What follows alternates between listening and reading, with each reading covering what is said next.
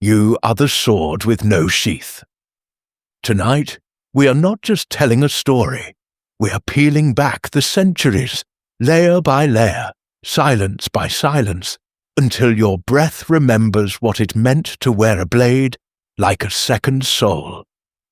We are returning to a time when honor was no longer a path, only a memory. When being a samurai no longer meant status, but survival.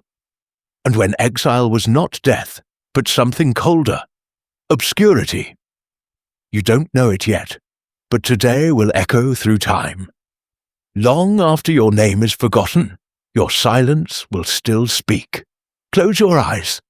Let go of the buzz of neon, the glass, the weightless air of the modern world. Instead, breathe deep the smoke of old pine fires, the salt of coastal wind, the damp wood of temple eaves, the faintest trace of blood in morning frost. The year is 1621. You are awake, but your sword is not at your hip.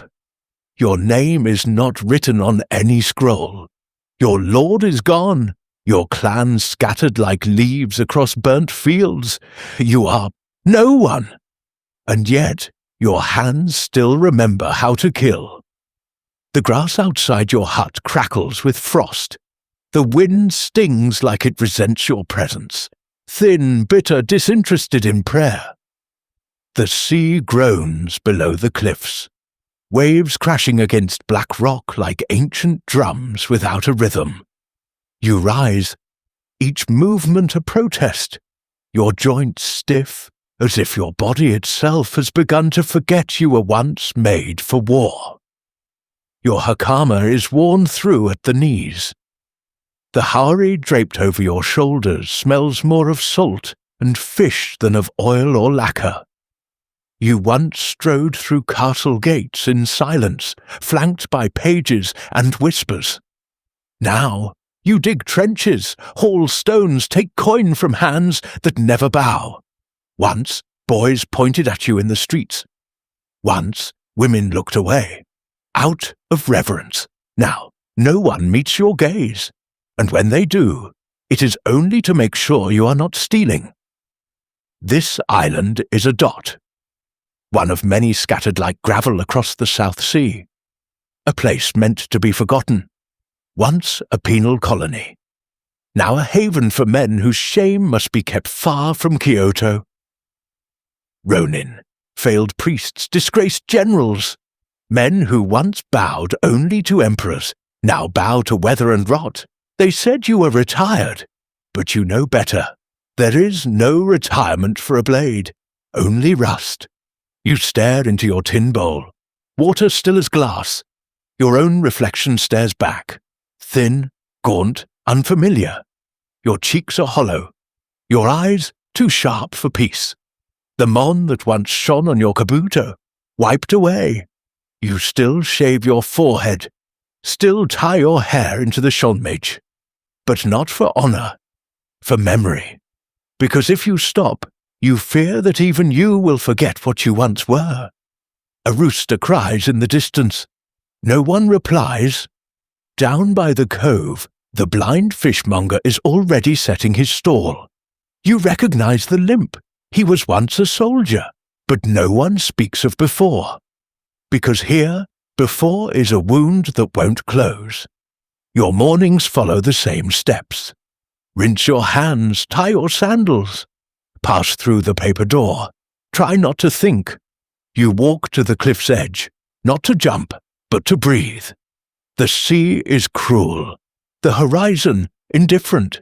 Your right hand still twitches sometimes, still reaches for a katana no longer there. A phantom weapon, a phantom self. They say a samurai is not his sword, but the spirit behind it. If that is true, what are you now? A farmer with a killer's gait? A relic pretending not to flinch when insulted by drunk fishermen? Or perhaps a ghost. A child runs past you barefoot. He doesn't bow, doesn't look twice. He doesn't know what war tastes like. He doesn't know your name. But the way he tilts his shoulder, the reflex to dodge, it tells you Even peace remembers violence. You used to teach boys like him how to kneel, how to draw, how to strike without hesitation. Now you split firewood, not to train, just to stay warm. You reach the shrine, humble, roof sagging, foxes worn faceless by wind and time. Still, you kneel, not for gods, not for salvation, but because it's the last motion that feels sacred, the only gesture that still links you to what you once were. Behind you, the sea sighs, the wind shifts, and for one breath you hear it, the cry of banners, the clash of armor, the draw of steel, the name of your clan in full-throated battle chant. But only for a moment. Then it's gone. And you are alone again. You were born for war. But there is no war left. Only tides, only rice, only cold. You are the sword with no sheath, the masterless oath, the silence after ceremony. And yet you breathe, and the earth accepts you. The stones beneath your knees do not move. The trees offer shade without asking what you've done. The well still gives water, even to the forgotten. Even exile, if endured long enough, becomes a kind of belonging. You rise, not proud, not ashamed, just awake. Let the day begin. Let the silence be yours. Let memory be the only armor you have left. Because today, though you don't know it yet, today will echo through time. The smell of forgotten honor. Before your eyes open, something stabs your senses. It isn't pain, it's smell. Rot, Moldavian.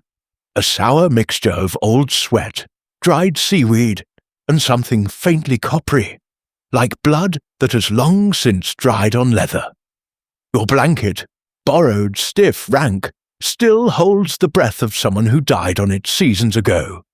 You slept under it anyway, because the night air here slices deeper than any katana ever could. It doesn't kill, it simply gnaws. Your fingers twitch. The straw mat beneath you has flattened into a smooth depression, molded to your back, your shoulders. You haven't moved much in days, not out of weakness, not out of laziness, but because the world has stopped calling your name. You sit up, slowly, like stone lifting itself from stone. The roof groans above you, a patchwork of thatch, mildew, and indifference. One beam leaks. You hear the drop before you feel it, then shift your head just in time. The cold water hits the mat beside you with a finality that says, you are not welcome here, not even in shelter. Your body creaks, your knees, once fluid springs inside plates of iron, now crack like old wood. Your hands are rough, not from battle, not from sword drills, from lifting buckets, from splitting wood, from carrying what no one else would touch. You inhale, a shallow breath. It smells of things long dead. Fabric that has forgotten its purpose. Clothes that once smelled of cherry bark oil and iron polish, now heavy with the grief of use without honor. The hearth in the corner has gone cold, just ashes. One fishbone rests among them, like a memory left unfinished. You vaguely recall last night, the gnawing ache in your stomach, the dull stillness, the door you stared at as if someone might arrive. No one did. They don't send letters to islands like this. They don't write scrolls for men they chose to forget. You rise, your feet meet the splintered floor. The wood greets you with a stab to the heel. You don't wince. Pain has become a language you no longer bother to translate. Outside, through the brittle walls of your hut, someone coughs. Raspy, deep. It's the kind of cough that rattles from inside bones. He's been coughing for weeks. You don't know his name. No one does. Here, names are dangerous. Names suggest someone remembers you. But memory draws questions. Questions draw attention. And attention is deadly. So you remain nameless. You lift your water pot. Less than a mouthful left.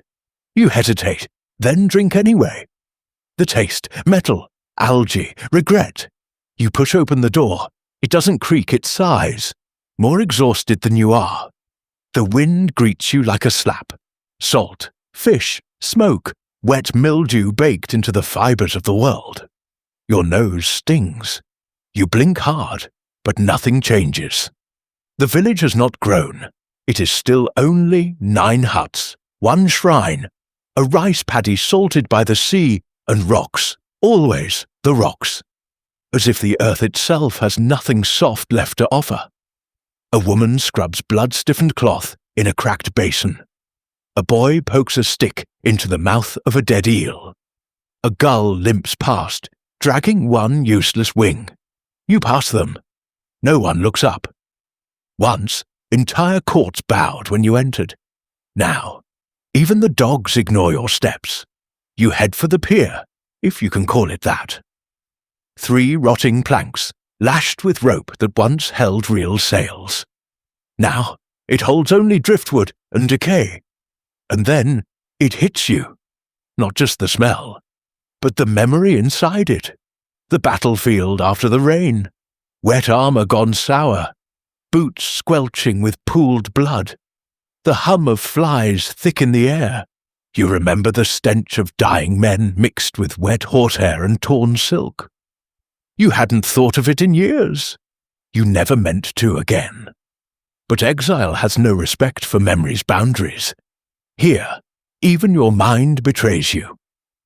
Nearby, a fisherman overturns a wooden bucket. The contents, gutted fish, broken crab shells, a baby octopus still twitching, its last instinct clawing at air. You gag, just once, quietly. No one notices. Here's what no one tells you about the exiled samurai.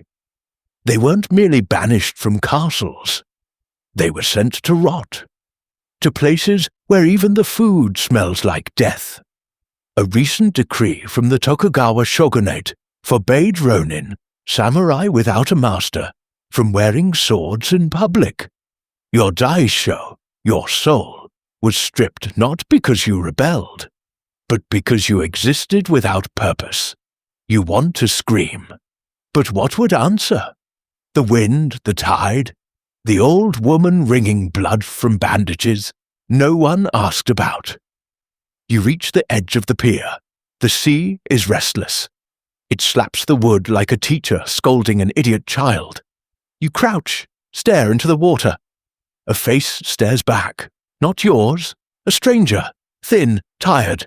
Eyes that still look for shadows to kill. Even though none remain. You press your palms together, not in prayer, in memory of what you once were. You whisper your Lord's name.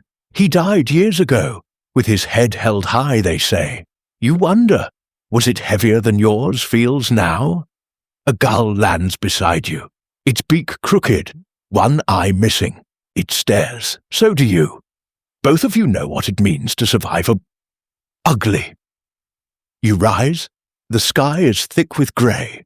You notice now, your shadow is gone. You walk back toward the village, back past the shrine, still sagging, still empty. No priest, no offerings, just broken tiles and incense stubs buried in dirt. Still, you kneel. You don't believe anymore. Not really, but belief is not the point. Only repetition. You close your eyes and just for a moment, you remember what it felt like to unsheathe your blade with meaning, to move toward death with pride, to draw not just steel, but silence, awe, respect. Now, you survive, nothing more. Tomorrow, you'll wake again.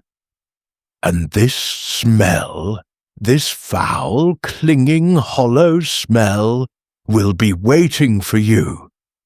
Like everything else here, like exile, like forgetting. Your first duty of the day, stay alive. not with grace, not with honor. Just long enough to see midday. Not for a cause, not for a master, not for redemption. Only to feel the sun press against your back and know your lungs still rise when asked. You head to the shed near the cliff. The tools inside hang like shamed ancestors, rusted, warped, long past glory. A sickle bent like a question mark, a rake with 3 teeth missing, a hoe snapped at the neck, and a spade, heavy, waterlogged, dull. It groans in your grip. Your hands remember the curve of lacquered hilts, the softness of ivory inlays, the perfect counterweight of a blade balanced for death. This question mark, this is just wood. You carry it to the field, if you can call it that. A stretch of hardened earth and brittle stalks. Rice plants twisted by salt air and neglect. You kneel. The sun hasn't risen yet, but the insects have. They hover, they hum, they land, and the buzzing near your ear feels louder than thought. You drive the spade into the ground. It resists. You strike again, and again, and again. By the 5th blow, your wrists shake. The woman beside you, the one with the cloth over her head and the spine shaped like a question, doesn't speak. She digs faster. Her pile of dirt grows, while yours merely bruises the soil. You want to keep up, to prove something. To whom? You don't know, but your arms betray you. The weakness isn't in the body, it's in the question that rises behind your eyes. What if they see through me? What if they know I don't belong here? What if I'm only pretending to endure? You keep digging, because in exile, silence is safer than speaking, and moving is safer than stopping. A bell rings faintly, a cracked metallic cry from the edge of the cove. Not a temple bell, a market bell. You drop the spade, wipe your palms on your hakama. Stand without elegance. The market is 5 crates and a prayer. An old man holds up 3 boiled roots. A barefoot child clutches a torn fishing net, hoping for trade. Another man, missing 2 fingers, sells coins from a province that no longer exists. You check your sleeve. Only 2 things. A bird feather, a shard of flint. That's what you've gathered in 3 days. You offer the flint. The child shakes his head. You offer the feather. He takes it, no smile, no words.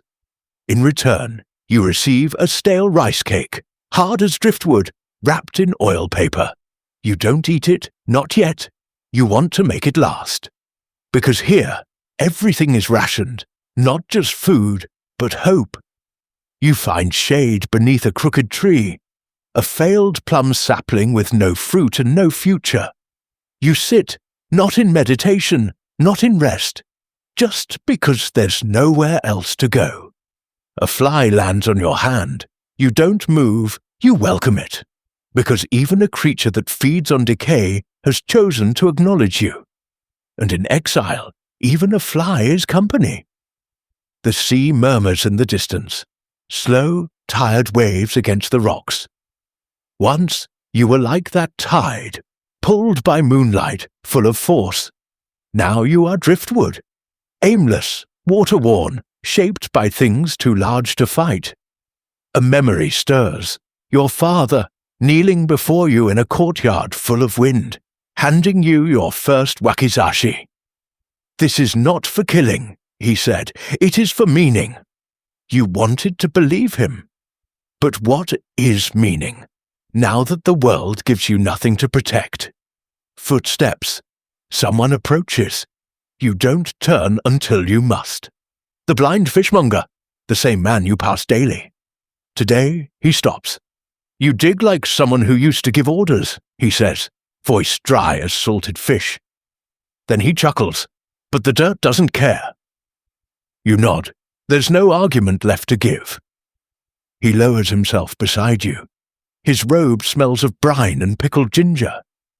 You ever think of running? He asks. You almost laugh. Run. To where? The sea is patrolled. Every port whispers your shame. Every city gate is watched. There is no running, only rotting in new places. I did once, you reply. So did I, he says. Silence. Not heavy, not uncomfortable, just silence, the kind only exiles can share. Then he says you'll get used to it. A pause, but not in the way you think. He stands, limps away. No name, no sandals, no legacy, just a man, broken quietly, walking slower each season. Like you, but something in your chest resists. You are not just a man. You are born to serve justice, to wield silence like steel, to die beautifully if needed, and now you live ugly. You unwrap the rice cake. It breaks in two, dry, cold, crumbling like everything else here. You chew slowly, not for taste, for ritual. Every grain a reminder. This is survival. Nothing more, nothing less. You look at your hands calloused, shaking, but less than yesterday. Maybe they are remembering. Not how to kill, but how to carry. Tomorrow, maybe you'll find a better tool. Maybe the rice will grow. Maybe no one will look at you with pity again. Or maybe, and this is what you fear most, maybe you'll stop caring. Because the true danger of exile isn't death. It's forgetting the shape of your own name. So you dig, even when your back aches, even when your mouth is dry, even when the soil laughs at your effort. You dig because the sun has not set, because your breath still comes, because even this aching, slow, meaningless movement is yours to claim. There is no room for weakness here, not in the soil, not in the eyes of the villagers, and not in the memory of the gods, who may have turned their backs, or perhaps were never watching to begin with. But still, you kneel, because motion remembers what the mind forgets. Because your body still knows reverence, even if your spirit has gone quiet with dust. It is almost dusk. The sky burns, orange, copper, soot, like the cloth of a warrior's banner set aflame. Your hoe leans against the shed. Your hands sting, raw and cracked, washed in a basin that catches more wind than water. No bells ring, no monks chant, no formal call to devotion, but you walk the path anyway, worn smooth by footfall, crushed weeds curling at the edges. A trail not toward salvation, but memory. Past the banyan grove, behind the crooked huts, beneath a slumped Tory gate covered in moss, there is the shrine. What remains of it? 2 standing stones, a fox with one ear broken, a roof sagging like the back of a man who's knelt too long in silence. Still, it is sacred, or once was, or should be. You bow, not for tradition, not for ghosts, but because you fear what it means if you stop bowing, if you stop remembering. Inside, the air is still, not dead but suspended. It smells of old cedar, soot and forgotten incense. You kneel, because kneeling is not about belief anymore. It's about staying human.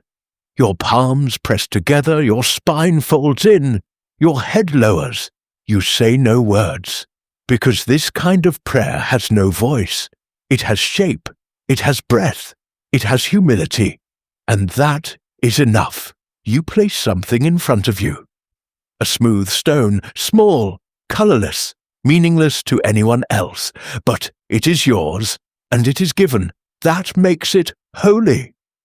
And then you whisper the old words, the ones they made you memorize as a child, the ones that curled around your heartbeat the day your sword was first strapped to your side. You are not just a servant, you are the offering. It lands dry on your tongue. Ashes, not incense, but warm. So you say it again. You are not just a servant, you are the offering. The phrase moves through your bones now.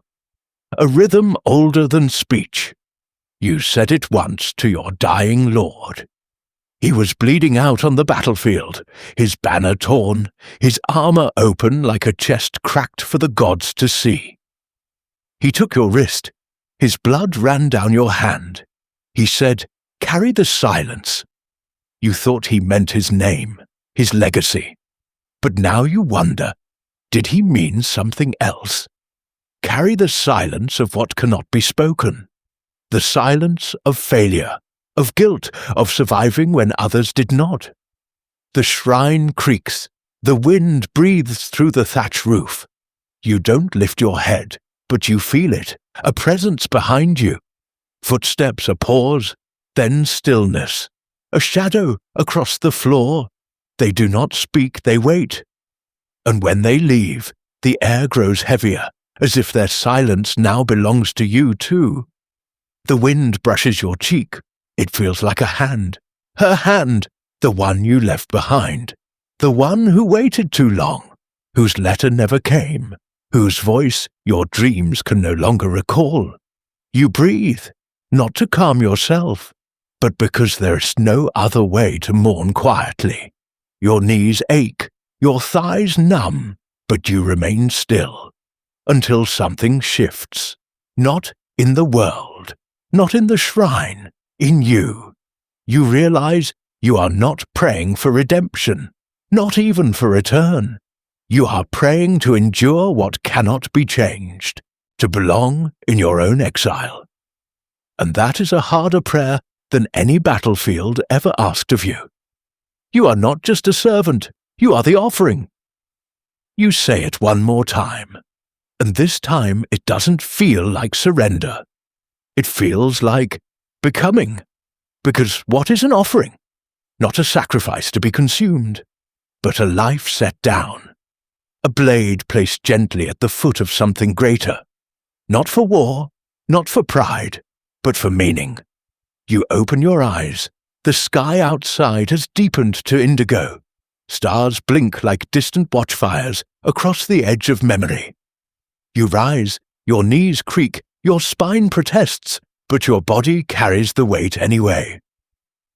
You bow to the fox. Its one remaining eye seems to know. Its broken ear leans in. Mocking, wise, you step outside. The wind cools your sweat. From here, the village is a hush of shapes and shadows. One woman hums a lullaby without words. A child sleeps in someone's arms. A man guts fish by firelight, nothing grand, nothing sacred, but present. And that, somehow, is enough. You walk back toward your hut, not dragging your feet, not rushing, each step measured, each one a kind of ceremony. As if walking itself can be a form of prayer. Somewhere inside you, something takes root. A truth that does not demand to be shouted. You are not here to reclaim who you were. You are here to become what exile will shape you into. And tomorrow, you will return to the shrine. You will kneel again, not to beg, not to repent, but because that shrine, for all its sagging beams and missing gods, is no longer the sacred space. You are. You are not just a servant, you are the offering. There is no law here anymore, only power. And power does not bow. It doesn't kneel beside you in the rice field.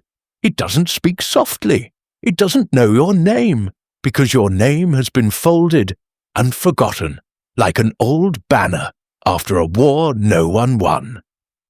Today power arrives lacquered in red.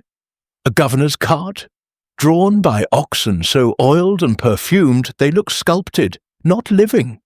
The kind of animal that's fed better than men like you. You hear the cart before you see it. A hush rolls across the village like fog, then a rustling. Sleeves straightened, hair patted down, postures snapped into place. Even the blind man stops carving fishhooks. You do too. Not out of fear, but something worse. A reflex, a muscle memory of submission. You line up beside the others, head dipped. Not low enough to grovel, but low enough not to be seen. The cart approaches. Inside it, a man carved from silk and detachment. You do not look him in the eyes. His gaze is not for you. It is a gift, and you are not worthy of gifts. His robe is black-blue, embroidered with cranes mid-flight, so finely stitched they seem to move with the breeze. His fan flicks once, not for heat, just to show he has no need to sweat. Behind him, 3 Ashigaru guards, real swords, real steel. Your fingers twitch, not out of hope, out of memory. They still crave the weight of a blade, still remember what it meant to be armed, to matter. You glance at him in slivers. The way his mouth turns downward slightly, the way he lounges in his cart, untouched by wind, dust, or worry, the way gravity seems to leave him alone. And a strange thought strikes you. Centuries from now, no one will remember him clearly. They will argue over his name, over whether he passed a tax or paved a road, a line in a ledger, a footnote, but you will be a shadow. Unarmed male, exiled southern coast, that's all the archive will say. But today, he decides who eats, so you bow. The cart rolls past, no words, no sound, even the wind holds its breath. Then comes a whisper, a nickname, not his name, but what the villagers call him after he's gone. You don't repeat it. It is not made for truth, only for teeth and spit and corners where lanterns don't reach. Later, you are summoned to the tax house. White kanji faded on the wood. Those who steal from the grain, steal from the sun. You did not steal, but your name still lingers on the ledger from years ago when you first arrived, broken and quiet. You kneel, not out of reverence, out of protocol. The scribe does not look up. His brush dances. How many fish this month? How many days worked in the field? How much rice will you need? You answer honestly. You always do. Because lies are armor, and armor is for men who still have something to protect. You are exposed. Cloth without padding. Truth without defense. The governor watches. He does not speak. He does not move. As if your hunger is a performance. As if your pain is a play he has seen before and grown bored of. When he does speak, it is this: a man who eats more than he earns should pray to be forgotten. Otherwise, he will be remembered by the rope. The room absorbs his words like cold absorbs light. You bow. Again, the scribe stamps your name in vermilion. Dismissed. Outside, the sky's low and grey, the kind of sky that presses down instead of opening up. You walk toward the cove, slowly, not because you're tired, but because judgment still clings to your skin, like oil that won't rinse off. You sit on a stone, the one the old monk used to sit on, before silence claimed him for good. You stare at your hands. Once, they believed in purpose. Once, they were the hinge between life and death, between justice and ruin. Now, they just ache. Power doesn't look like it used to. It doesn't ride into battle with banners and horns. It doesn't challenge. It declares. It measures. It stamps. It watches. Power wears robes, not armor. Smiles while starving you. Kills slowly, with indifference. You want to hate the governor. But hate needs heat, and you are just cold. You remember a line from your youth. Laws are made by men who wish to be remembered. Honor is for men who live in silence. You thought you understood it then. You didn't. Not until now. You rise. The tide is closer. It licks the base of the stone. Your shadow is gone. You begin the walk home. The rain begins, heavy, warm, almost comforting. It soaks through your robe before you even reach the shrine. But still, you stop, you kneel, not because you believe the gods will answer, not because the shrine still holds magic, not because the fox statue has regained its second ear, but because kneeling is an act of resistance now, because obedience is no longer about loyalty, it's about survival. And even survival feels like a wound. You bow your head and whisper the words again. You are the offering. You rise before your knees stiffen, step back into a world of ledgers, silk, taxes, and silence. A world where men like him decide who eats, and men like you are remembered by no one. But you remember, and that, for now, is enough. You haven't spoken all day, not because there's no one to speak to, but because nothing inside you feels worth saying. The silence is not empty. It is swollen, heavy with the weight of things unsaid, unformed, unworthy. Your breath fogs in the morning air, not from cold, but from something deeper. A weight behind the ribs that will not lift, not with posture, not with prayer. You carry your tool toward the field. Same spade, same path, same brittle stones underfoot.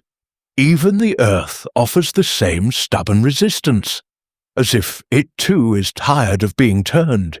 You do not greet it. You do not curse it. You simply lower your head and begin. You nod to the old woman tilling nearby.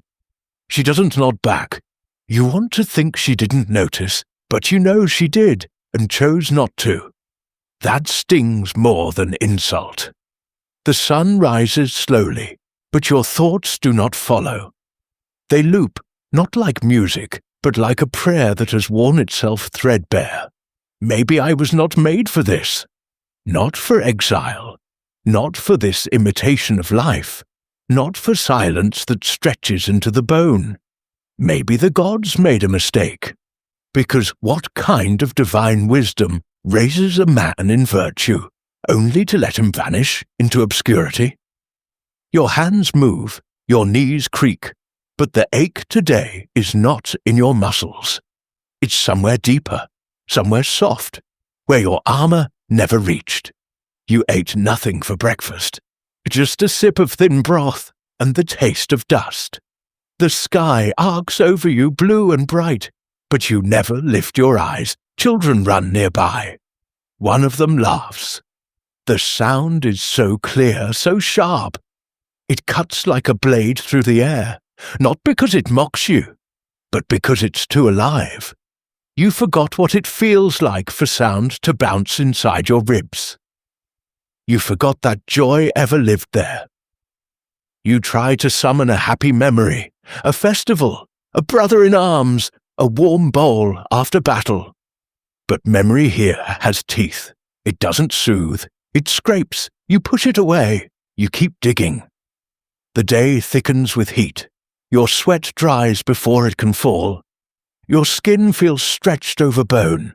Even your spine feels too loud. You pause, not to rest, but because for a moment you can't remember what your hands are supposed to do. It's as if they've forgotten how to belong to you. You stare at your palms. They look too small to carry the weight they've known. A bird cries overhead. You do not look up. Even the sky feels far away today, like a painting you're not invited into. Voices float on the wind, not words, just sounds shaped like lives that are not yours. For a moment, you think you hear your name, but of course, you don't. No one says your name anymore. You wipe your brow. The cloth comes away stained with red, not blood from battle, but from your own cracked fingers. You laugh, once, softly, not because it's funny, but because even your skin seems to want to leave you. At noon, you sit beneath the broken plum tree. You find a rice ball tucked in cloth. Someone left it for you. No filling, no salt, just grain and gesture. You chew slowly, not from hunger, but because chewing is the only thing your mouth remembers how to do. Your thoughts drift. You remember kneeling before your master. The first time he placed a sword in your hand, he told you, stillness is not the absence of movement. It is the fullness of control. You were praised for restraint. Now restraint has swallowed you. You have become your own grave. You lean your head back. The bark is rough against your scalp, but you don't flinch.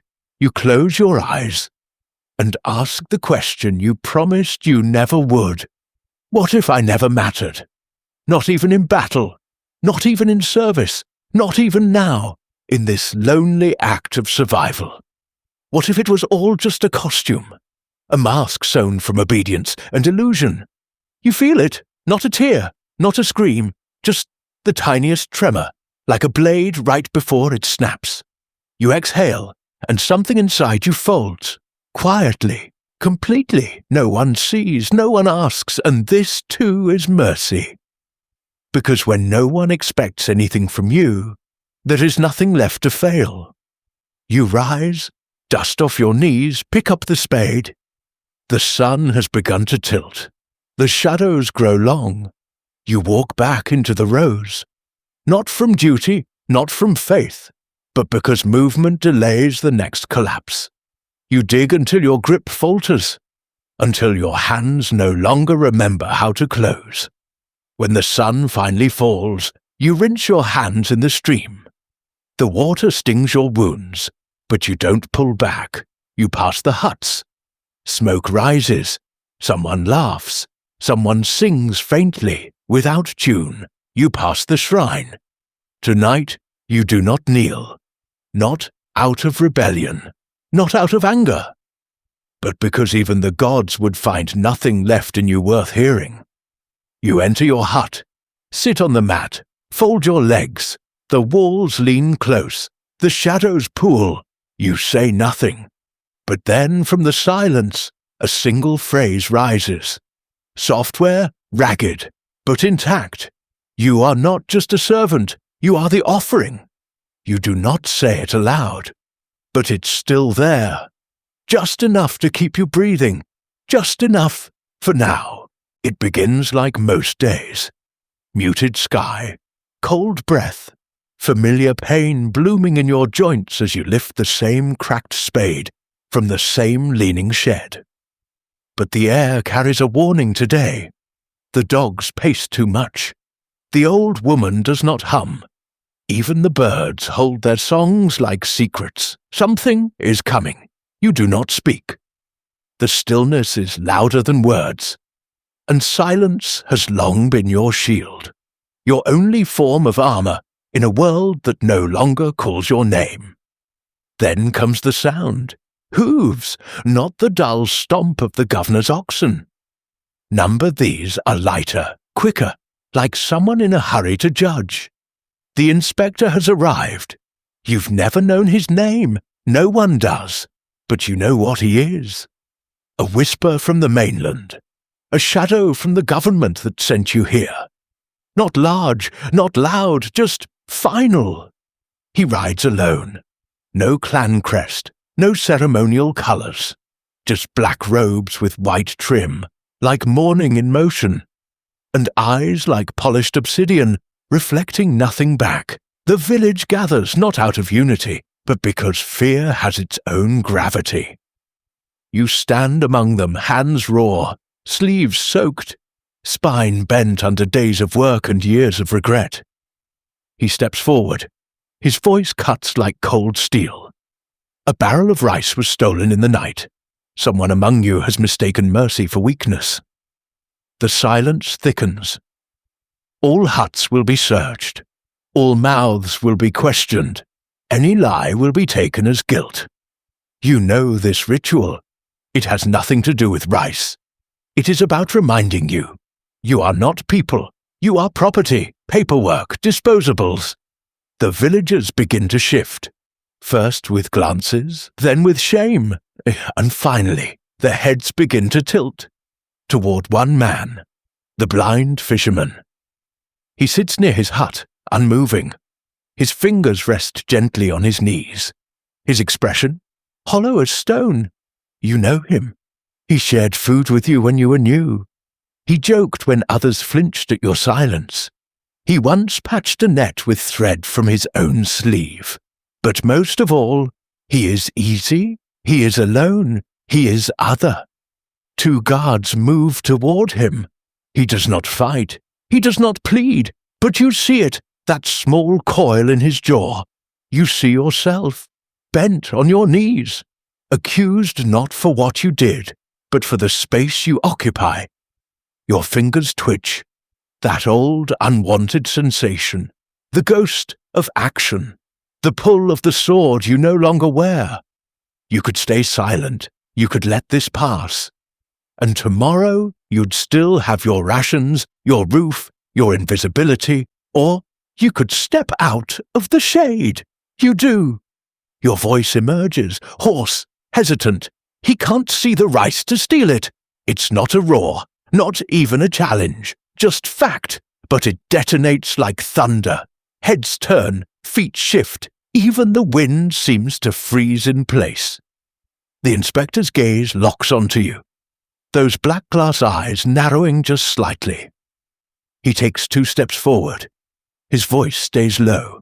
You know something. You hesitate. The dirt underfoot suddenly feels fragile. But you speak. I know that man. He feeds others when he's barely fed.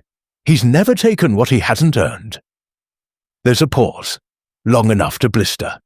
Then, perhaps exile has made you forget your place. Or perhaps hunger has made you bold. You say nothing, because now you understand. This was never about a thief, not really. It was about power, and reminding you that you don't have any. The inspector turns. He will still be searched. If he resists, he will be punished. If nothing is found, we will search his neighbors. You feel it then, not fear, but exile sharpening into something colder. Not sword, not flame, but truth. The guards seize the fisherman, drag him to the tax house. You remain where you are. The villagers retreat. No one looks at you. Even the dog avoids your step, because now you are marked, not for your crime, but for your voice. Hours pass. Near dusk, the fisherman returns. He limps, bruised but upright, not broken. He finds you by the stream, washing your cracked palms. He sits, slowly. They found nothing, he says, but they looked at me like that didn't matter. You nod. What can be said? Then softly, thank you. I've been beaten before, but I've never been defended.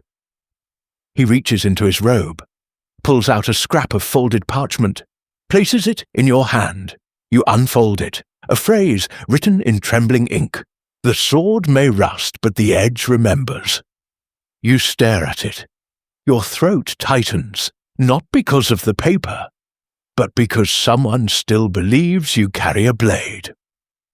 He stands, says nothing more, leaves you with the phrase, the night, and your unraveling breath. You place the paper in your sleeve. Not hidden, just close. The sky deepens, ash over amber. The stream cools. You stare into the water, and somewhere in your chest, the words rise, I am not just a servant, I am the offering. And for the first time, that phrase feels less like surrender and more like resistance. You look toward the village. Huts flicker with firelight. Shadows murmur. Doors creak open and closed. You wonder if tomorrow you'll be questioned again. If your rations will vanish, if the inspector will return. You do not know, but this you do. Today, you stepped over the line. Not one drawn in sand or rice, but in silence. And now, you are no longer forgettable. You are seen. You are watched. And whatever happens next, it will follow you into legend or oblivion. You've stopped counting the days. The sun rises, the sun falls, the hunger stays. Nothing changes except the weight of your back, the calluses on your palms, and the list of things you've had to give up just to remain breathing. You don't live here. You endure here. This morning, you trade 2 eggs for a spool of twine. You need the twine to bind your broken sandal. You need the sandal to walk to the field. You need the field to work. You need the work to earn barley. You need the barley to trade for miso paste. Survival is a circle, but it never closes around you. You are always just outside its rim, begging, bartering, bleeding. The local merchant doesn't barter with words. He points, he squints, he grunts when your offering is acceptable. He scowls when it's not. Today he scowls. You hand him a small, line-caught fish, silver skin, spine still twitching. He lifts it by the tail, flicks it once, lets it thud onto the stall. For this, he mutters, half a spoon of salt, no more. You nod, because arguing costs calories, and you already wasted too many tying your foot wraps this morning.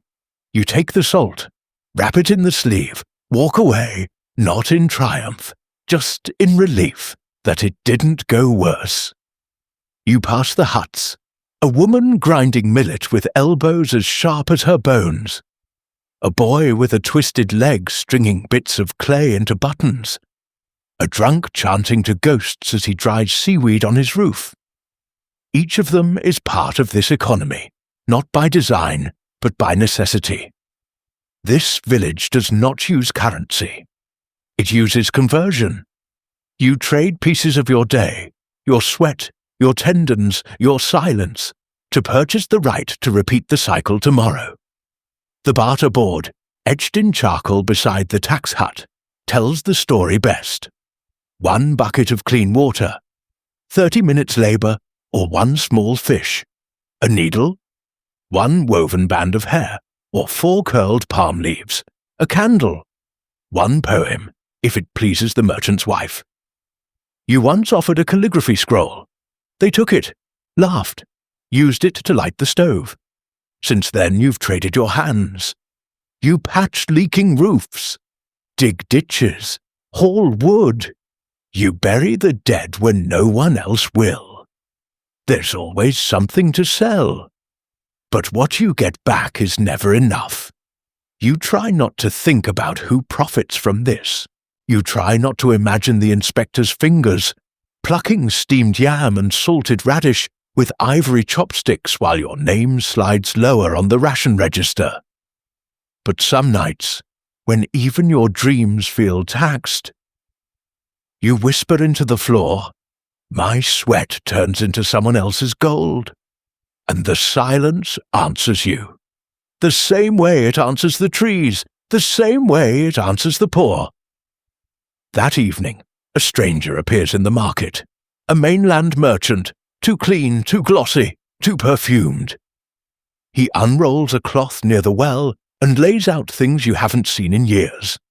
Steel arrowheads, mandarin peel wrapped in wax paper, ink in porcelain pots, a knife, long, thin, sheathed in bark and red silk. The crowd doesn't gather to buy. They gather to witness, because to own such things would require more than effort. It would require status. A boy touches the knife. The merchant slaps his hand away. No fingerprints unless you pay. You step closer. You don't know why.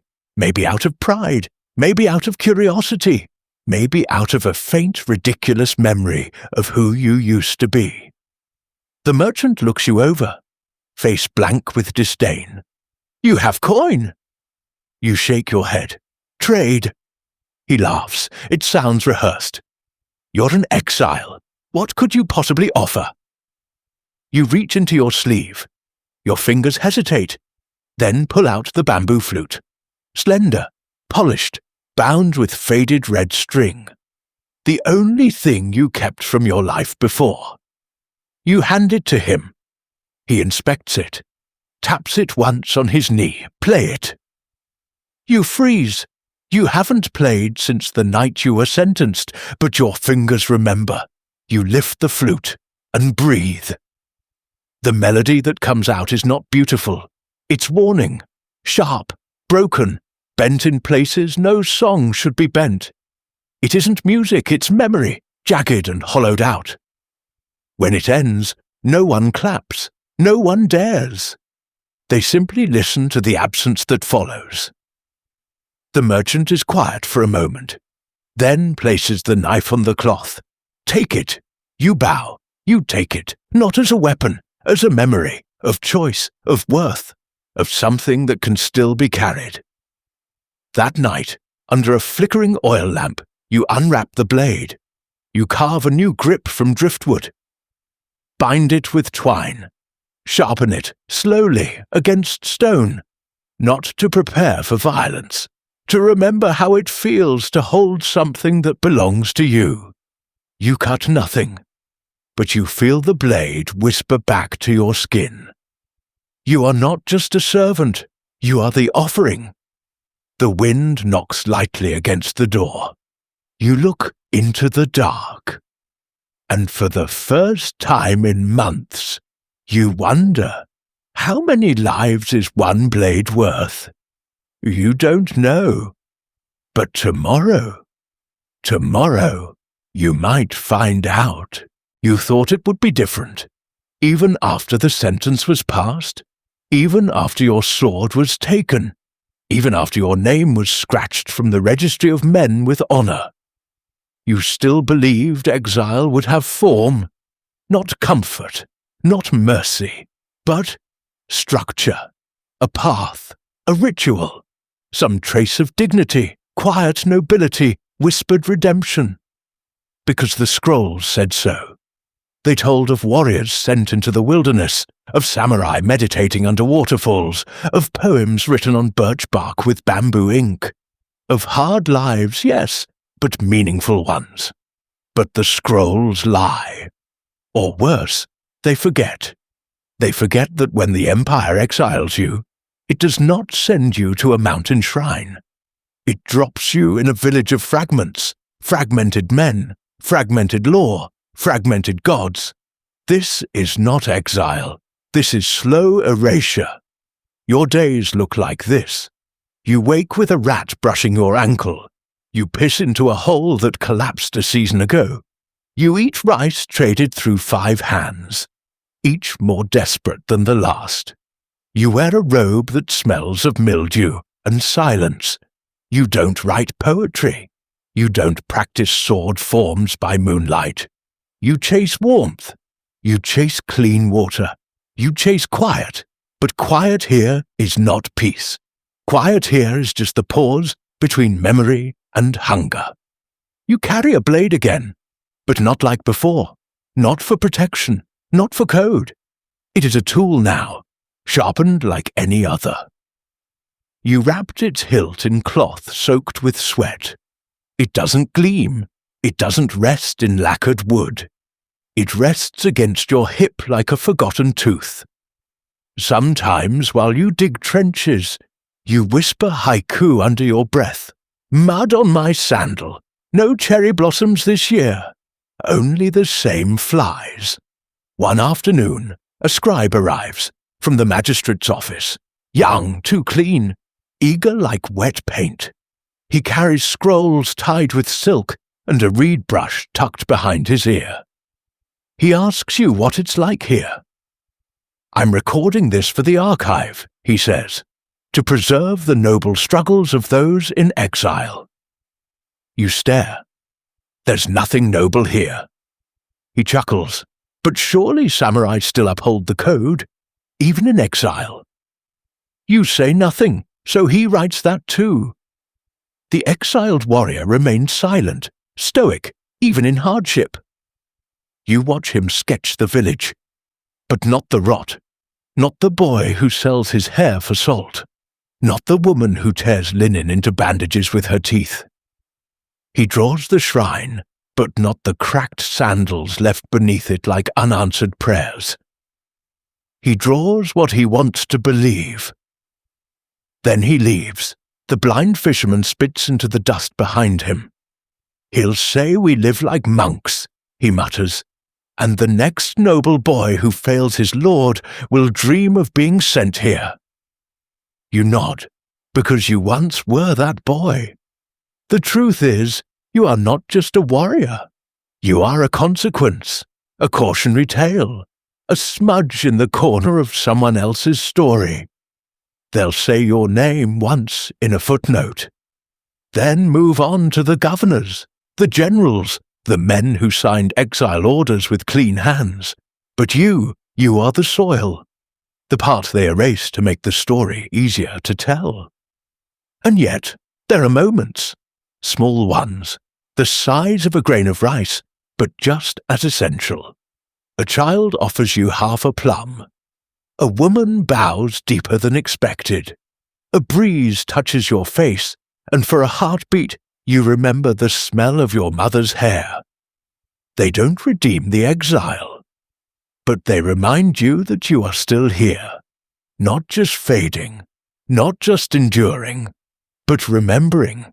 And that remembering is its own form of rebellion, because the stories won't say that you watched a woman give birth beneath a plum tree with no midwife, just her nails digging into the earth for strength. That you saw an old man sell a comb carved by his dead daughter for half a dried yam. That you saw boys make kites from rice paper and fly them over salt water where no one is free. These things are not scroll-worthy, but they are truth.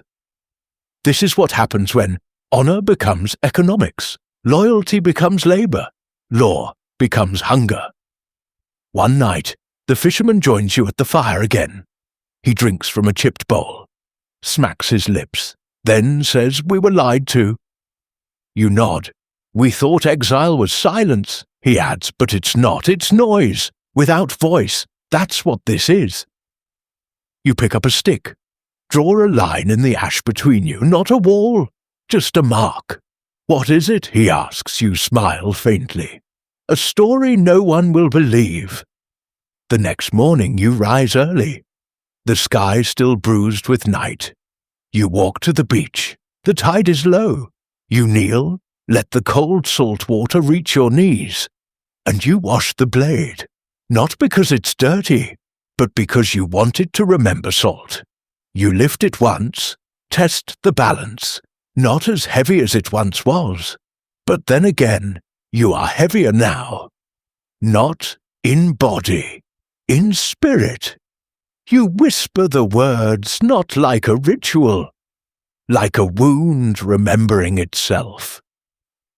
You are not just a warrior. You are the consequence. You don't know the exact moment the air changes, but it does. Long before the shouting starts, before the hoofbeats rise like a pulse under the earth, before the grain sack drops from the old man's arms, before the children vanish into cracks between walls and weeds. The silence warns you first, a silence too complete. Even the birds are gone. Even the dogs, usually barking, twitching, snapping, have grown still, as if they too sense it. Something sacred is about to break. And beneath your ribs, wrapped in scar and dust and stubborn breath, something stirs. You rise, not with panic, not with rage, but with the weight of memory. Barefoot, as always, but today the earth feels sharp. You follow the sound. It doesn't scream violence at first. There are no flaming torches, no swords drawn, just a harvest. 3 tax boats pulled ashore, no flags fluttering, no drums pounding, But the men, 11 of them, move like death-given flesh. Black leather armor, red armbands, eyes that look without needing to see. They don't knock, they enter huts, they lift pots, pull mats, flip baskets, they take millet, salt, rope, mats, names, children. And standing in their shadow, shaded beneath a parasol, as if sunburn could matter in a moment like this, is a figure you recognize. Inkstick, scroll, smile, the scribe. The same one who once wrote your silence like it was some poem of dignity. Now he documents this. You see his hand move as a boy with a crooked leg. The one who makes clay buttons is pulled by the wrist. He screams, "My mother said I don't belong to the war." His voice cracks the morning wide open. You've heard screams here before. Hunger screams, drunken screams, ghost screams. But this one cleaves through the village like a blade drawn without ceremony. You look around. The villagers lower their eyes, they always do. Because survival here requires it, requires letting someone else be taken. You understand this. You've abided by it, until now. You move before you think. Inside the hut, under the cloth, the knife, not a katana, not blessed, but carved by your hand, sharpened with stone, balanced by the calluses of survival. You draw it, and it settles in your palm like it remembers. You step into the clearing. The boy is still crying. One enforcer raises his hand, and you speak, "Let him go!" Not a shout, not a threat, but it carries. Like the last note in a funeral song. Everything stops. Even the scribe pauses. Eyes shift. "Exile," the enforcer says. "You've forgotten your role. You've taken enough. You going to die for this? I've been dying every day since you sent me here. Today, I get to choose the reason." He lunges first. You knew he would. His blade longer, his reach trained. But his strikes are the kind of man who's never been cold, never starved, never bartered his breath for salt. You are made of the splinters of hunger. You slip under his arm. You carve the fabric, then the skin, then they swarm. Fist to ribs, boot to throat. An arm twists, bone gives, but you don't fight to win. You fight to rupture. And somewhere in the scuffle, one of them screams, not you, him. Blood spatters. One drops to his knees. Another shouts, "Retreat!" You've dragged them into the sun, and their power, built on shadow, flickers. The villagers don't fight, but they witness. And witnessing is its own revolution. You don't remember falling. But when you wake, you're on a mat. Your ribs throb. Your arm is wrapped in cloth soaked with rice wine. The blind fisherman sits nearby. You weren't supposed to win, he says, but they weren't supposed to run. You try to rise. He steadies you. The boy's safe. They didn't return. The scribe tore the last page from his scroll before he left. You ask why. Maybe he didn't want to preserve the truth. You breathe. And for the first time in months, maybe longer, it doesn't hurt. That night, the village lights 6 fires. No one explains, but you understand. They're not for mourning, not for victory. They are markers, scars. Like you, they bring you water, a cloth for your arm, dried fish, a bowl of clean broth. Then someone kneels beside you and offers you the flute. The one you traded long ago for survival. You look at it, red string still tied at the mouth. You shake your head. "Keep it," you say. "There will be more music now." At dawn, you walk down to the water. Let the sea take your feet. Let the salt sting your cuts. Let the wind tug at your sleeves, and you speak not to anyone, but to the sky, to the sand, to the name you used to carry. I was not sent here to disappear. You pause. Let the sea answer in hushes and foam. Then you whisper, the line that has followed you since the first day your sword was taken. You are not just a servant, you are the offering. And for the first time, it doesn't feel like surrender. It feels like truth. It feels like legacy, like the first note of a blade, remembering how to sing. The stars come before the fire dies. First one, then another. Each light a memory with no mouth. A name that once lived on someone's tongue, and then vanished into sky.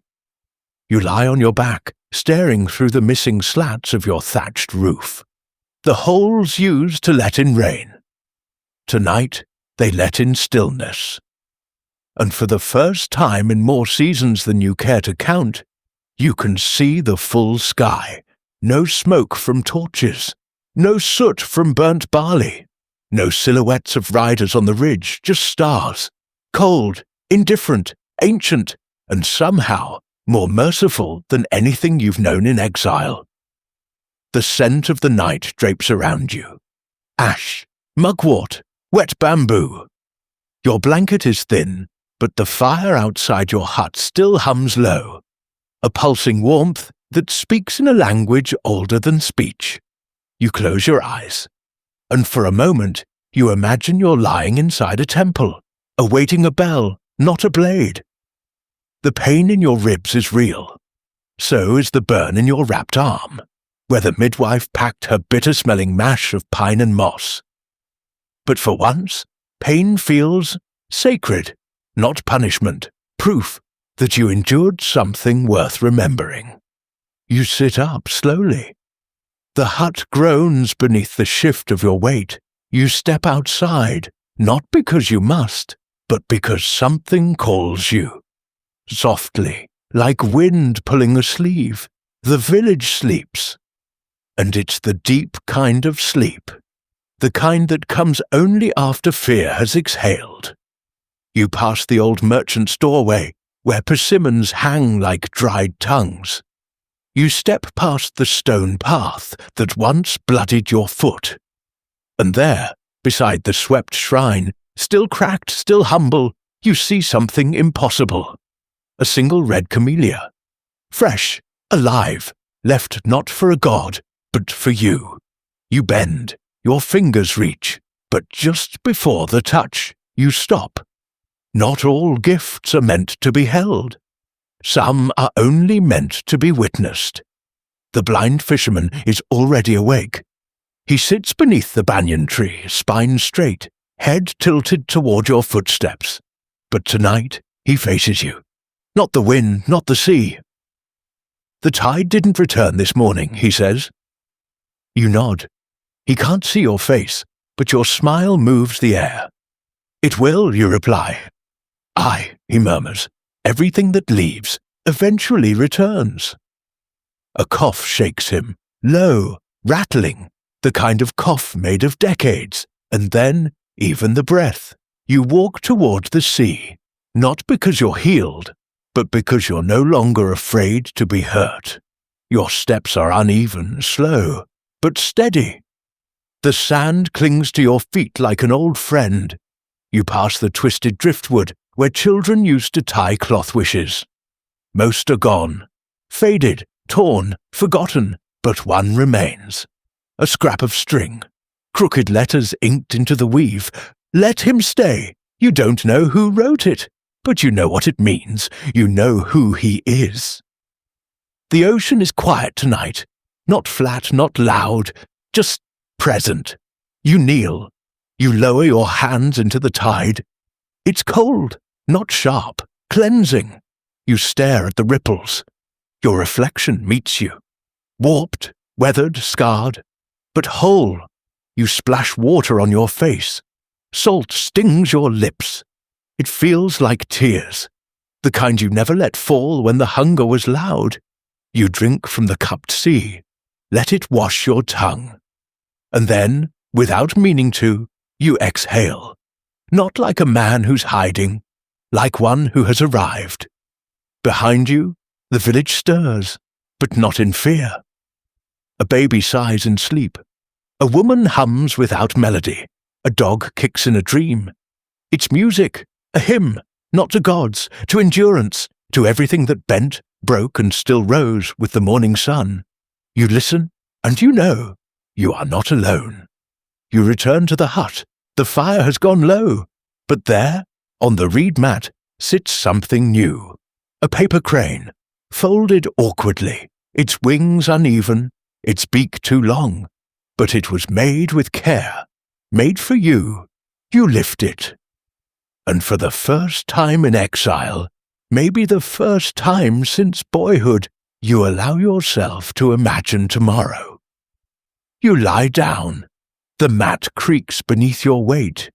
You pull the blanket up with your teeth, the way your mother taught you long ago. A memory brushes you. You, small, chasing fireflies in a summer field. Your father pointing to the sky. Remember their names, he said, because someday you'll need to remind the sky who you are. You whisper their names now, not for anyone else, for you, because exile cannot take what you remember.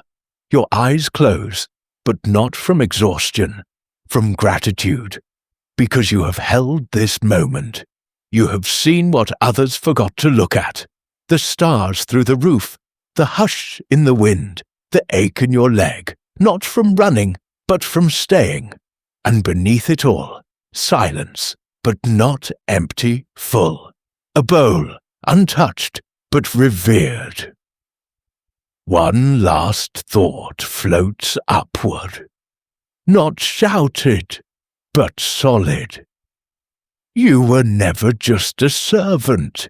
You were the story.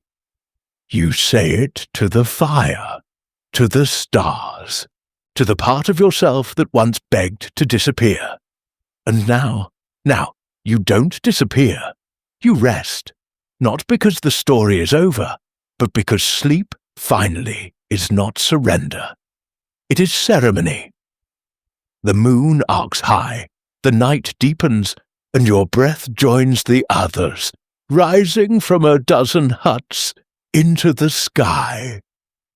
It stays there, like incense, like memory, like a name the scrolls never wrote down, but the wind will never forget.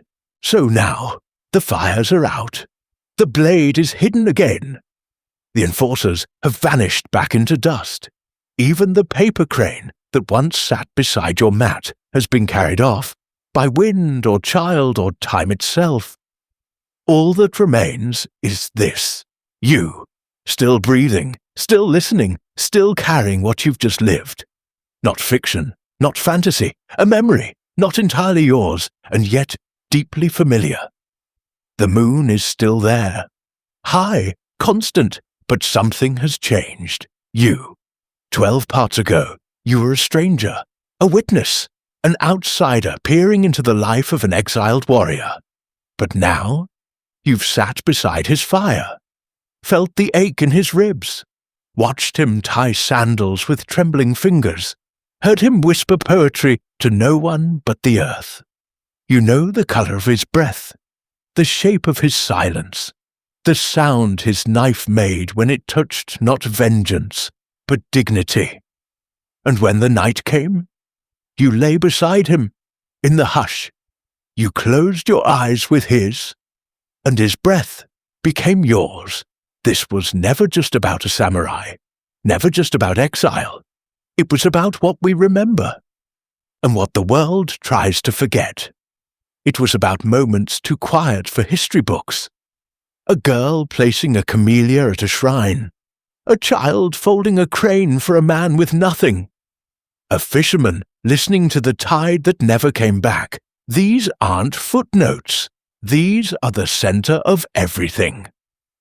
Because history, true history, isn't just emperors and wars. It's the woman grinding grain with a broken wrist. It's the man who chose not to look away.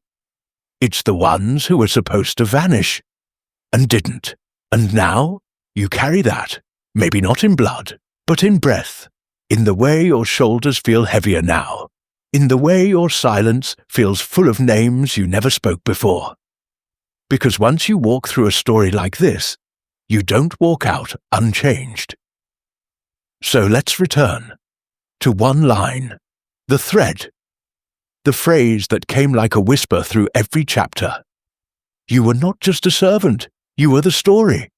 You heard it in the mud, in the firelight, in the voice that said, "Let him go."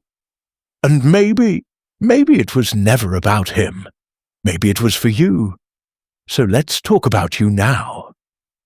What did you feel when he was forgotten? When he was erased? When he stood up anyway? What did that awaken in you? Not performance, just honesty. Did it sting? Did it remind you of a time you bent your back too far just to survive? Maybe it was a job. Maybe a silence in your family. Maybe a system that told you who you were, and you believed it for a while. Exile wears many faces, and maybe you've known one of them. And yet here you are, still breathing, still watching, still holding stories no one else ever asked you about. That makes you dangerous, not because you hurt, because you remember. People who remember are hard to erase. They don't look away as quickly. They don't stay silent as easily. They don't forget what pain felt like, in themselves or in others. They listen, they protect, they resist, even when no one's watching, even when the last page gets torn out of the scroll. So I'll ask you, clearly, gently, would you have survived exile? Not a battle, not a duel, but the exile of silence, of vanishing, of becoming invisible and staying that way for years. Would you have spoken up? Would you have protected someone else's child? Would you have stood in the road and said, "Let him go"? Think about it, then tell me, right now, in the comments, not bravado, just truth. Would you have survived? And more than that, why do you still survive now? What do you carry that kept you alive? Let's breathe, one last time. Inhale slowly, feel the ribs expand, the bruises, visible or not, stretch. Let air touch all the hidden places. Exhale, let something go with it, something old, something too quiet for words. Let it rest. The night has returned. But it's not the same. Not the night that held fear in its folds. Not the night that meant hunger and hollow rooms. This night is full. Of memory, of sound, of stories kept alive by people like you. You are not watching from outside anymore. You are inside it. And when you sleep tonight, sleep like someone who carries a name worth remembering, even if no one else speaks it. Sleep like someone who survived exile, even if that exile was made of silence, not swords. Sleep like someone who didn't vanish, not because you were strong, but because you remembered who you were, even when no one else did. And tomorrow, when light touches your face, let it feel like poetry. Let your breath find rhythm again, and then tell a story, not a perfect one, a true one, because someone, right now, is wondering if they matter, if their exile will ever end, if someone will remember their name. And your voice might be the thing that saves them. So comment below, right now. Answer the question, would you have survived exile? And even more importantly, why do you survive now? Let it echo, let it live, because that's how we remember. That's how old fires never die. That's how the blade keeps singing even long after it's been buried. This is the end of the story, but it's not the end of him. Not the samurai, not the village, not the crooked-legged boy, not the wind chime girl, not the blind fisherman. You carry them now, not in your mind, in your breath, and somewhere, long from now, someone else will tell this again, maybe not with these words, but with this truth. You were not just a servant, you were the story. And now, you always will be.